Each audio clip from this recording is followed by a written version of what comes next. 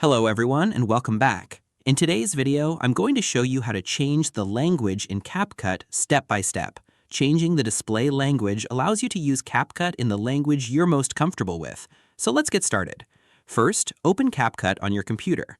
Once Capcut launches, click on your profile icon in the top right corner of the window. From the drop-down menu, select Settings. In the Settings window, click on the Language tab if it's not already open. Next, click the Language drop-down menu. A list of available languages will appear. Select the language you want to use.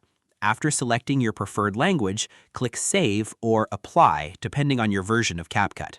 Capcut may ask you to restart the application for the changes to take effect. If prompted, close and reopen Capcut. Once Capcut restarts, the interface will be displayed in the language you selected. If you ever want to switch back or choose a different language, simply repeat the same steps and select another language from the list. And that's it. You've successfully changed the language in Capcut. Thanks for watching this video.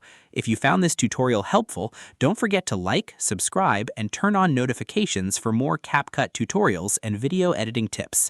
See you in the next video.